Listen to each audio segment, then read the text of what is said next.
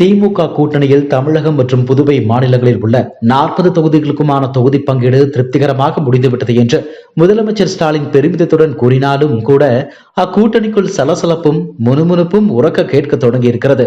இதனால் திமுக தலைமை பலத்த அதிர்ச்சிக்கு உள்ளாகியுள்ளது. ஏனென்றால் இந்த முறை தொகுதி பங்கீடு பேச்சுவார்த்தையை திமுக தலைமை தொடங்குவதற்கு முன்பாக அக்கூட்டணியில் உள்ள விசிக, மார்க்சிஸ்ட், இந்திய கம்யூனிஸ்ட், மதிமுக ஆகிய 4 கட்சிகளுமே தங்களுக்கு குறைந்தபட்சம் 3 தொகுதிகளையாவது ஒதுக்கி தர வேண்டும் என்று கோரிக்கையை முன்வைத்தன. திடீரென்று இந்த கட்சிகள் ஏன் இப்படி கேட்கின்றன என்பது புரியாமல் நீண்ட காலமாக திமுக கூட்டணியில் உள்ள மனிதநேய மக்கள் கட்சியும் வேல்முருகனின் தமிழக வாழ்வுரிமை கட்சியும் தங்களுக்கும் நாடாளுமன்ற தேர்தலில் திமுக ஒரு தொகுதியை ஒதுக்க வேண்டும் என்று திமுக தலைவர் ஸ்டாலினை கேட்டுக் கொண்டன.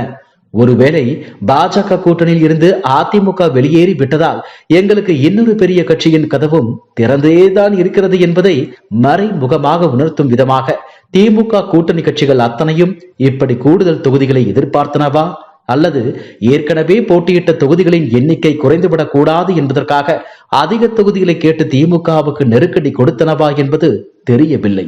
எப்படியோ ஒரு வழியாக தொகுதி பங்கீடு பிரச்சனை திமுக கூட்டணியில் முடிவுக்கு வந்துவிட்டது.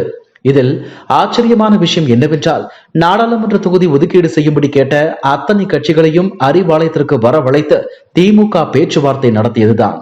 அந்த வகையில் வரும் தேர்தலில் தங்களுக்கு ஒரு எம்பி தொகுதியை ஒதுக்கி தருமாறு கோரிக்கை வைத்த தமிழக வாழ்வுரிமை கட்சி தலைவர் வேல்முருகன், மனிதநேய மக்கள் கட்சியின் தலைவர் ஜவாஹிருல்லா ஆகியோரை கடந்த மார்ச் 2ஆம் தேதி திமுக தலைமை அறிவாலயத்திற்கு வரவழைத்து பேச்சுவார்த்தையும் நடத்தியது.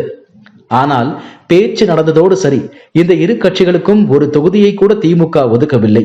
மனிதநேய மக்கள் கட்சியோ எங்களுக்கு நாடாளுமன்ற தொகுதி தராவிட்டால் கூட பரவாயில்லை, ஒரு ராஜ்யசபா எம்பி சீட்டையாவது கொடுங்கள் என்று கெஞ்சியது. அதற்கும் திமுக மசியவில்லை. அதே நேரம் மார்ச் 9ஆம் தேதி மதியம் மக்கள் நீதி மையத்தின் தலைவர் நடிகர் கமல்ஹாசனை அறிவாலயத்திற்கு வரவழைத்து அவருக்கு 2025ஆம் ஆண்டு ராஜ்யசபா எம்பி சீட் வழங்கும் விதமாக ஒரு பரஸ்பர ஒப்பந்தத்தில் திமுக தலைவர் ஸ்டாலின் கையெழுத்தும் போட்டார். இது யாருக்கு கடும் கோபத்தையும் எரிச்சலையும் ஏற்படுத்தியதோ இல்லையோ, மனிதநேய மக்கள் கட்சியின் தலைவர் ஜவாஹிருல்லா, தமிழக வாழ்வுரிமை கட்சியின் தலைவர் வேல்முருகன் இருவரையும் ரொம்பவே கொதிப்படைய வைத்து விட்டது. ஏற்கனவே இலங்கை தமிழர் விவகாரத்தில் மத்தியில் காங்கிரஸ் ஆட்சியில் இருந்தபோது அநீதி இழைத்து விட்டது என்ற காரணத்தை கூறி காங்கிரசுக்கு இனி எப்போதும் தமிழக வாழ்வுரிமை கட்சி ஓட்டு போடாது என்ற நிலைப்பாட்டில் உறுதியாக உள்ள வேல்முருகன், வரும் தேர்தலில் கடலூர் தொகுதியை காங்கிரசுக்கு ஒதுக்கினால் நாங்கள் தேர்தல் வேலை செய்ய மாட்டோம் என்று வெளிப்படையாகவே அறிவித்து விட்டார். இந்த நிலையில்தான் மார்ச் 10ஆம் தேதி என்று மனிதநேய மக்கள் கட்சியின் அவசர உயர்மட்ட நிர்வாக குழு கூட்டம் சென்னையில் அக்கட்சியின் தலைவர் ஜவாஹிருல்லா எம்எல்ஏ தலைமையில் நடைபெற்றது. இதில் தலைமை நிலைய நிர்வாகிகள், மாநில செயலாளர்கள் என 20 பேர் வரை கலந்து கொண்டனர். அப்போது திமுக நடந்து கொண்ட விதம் குறித்து இக்கூட்டத்தில் காரசாரமான விவாதமும் நடத்தப்பட்டுள்ளது. அது பற்றிய விவரங்கள் தற்போது வெளியாகி தமிழக அரசியலில் பெரும் அதிர்வலையையும் ஏற்படுத்தியிருக்கிறது. குறிப்பாக திமுக தலைமைக்கு பலத்த அதிர்ச்சி தருவதாக இது அமைந்துள்ளது. அந்த விவாதத்தில் பேசப்பட்டதாக கூறப்படுவது இதுதான்: நாடாளுமன்ற தேர்தல் தொகுதி பங்கீடு விஷயத்தில் திமுக நம்மை வெகுவாக ஏமாற்றிவிட்டது. மதிமுகவுக்கு நெருக்கடி அளிப்பதற்காக நம்மையும் தமிழக வாழ்வுரிமை கட்சியின் தலைவர் வேல்முருகனையும் கூட்டணி பேச்சுவார்த்தை என்ற போர்வையில் அழைத்து பேசி நம்மை ஒரு கருவியாக திமுக தலைமை பயன்படுத்தி கொண்டு விட்டது. 2019 தேர்தலிலும் நமக்கு கூட்டணியில் தொகுதி ஒதுக்கீடு செய்யப்படவில்லை. இந்த தேர்தலிலும் நமக்கு இடம் தரவில்லை. அப்படி இருக்கும்போது நாம் ஏன் திமுகவுக்காக தேர்தல் வேலை செய்ய வேண்டும்? கட்சி தொடங்கியது முதல் நேற்று வரை திமுகவை திட்டிக் கொண்டிருந்த மக்கள் நீதி மையத்தின் தலைவர் கமல்ஹாசனுக்கு கூட ஒரு ராஜ்யசபா எம்பி ஒதுக்கப்படுகிறது. ஆனால் ஆண்டாண்டு காலமாக தேர்தல் களத்தில் திமுகவின் வெற்றிக்காக உழைத்துக் கொண்டிருக்கும் நமது கட்சியை திமுக திட்டமிட்டு அவமதித்து இருக்கிறது. அதனால் திமுகவுக்கு இந்த தேர்தலில் நாம் வேலை செய்ய வேண்டாம். திமுக கூட்டணியில் இருக்கும் விடுதலை சிறுத்தைகள், கம்யூனிஸ்ட் கட்சிகளுக்கு நாம் தோழமை அடிப்படையில் பணியாற்றலாம். இல்லை என்றால் கூட்டணியை விட்டு நாம் வெளியேறிவிடலாம்.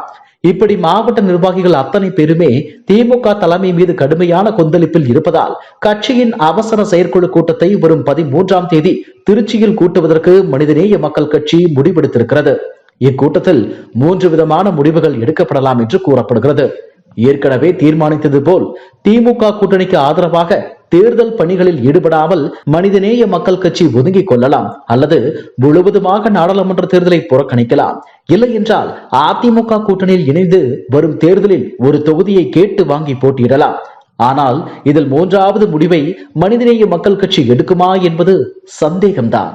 ஏனென்றால் 9 ஆண்டு காலமாக அக்கட்சி திமுக கூட்டணியில் இருக்கிறது. அதனால் சட்டென்று அதை முடித்துக் கொள்ளும் வாய்ப்பு குறைவு.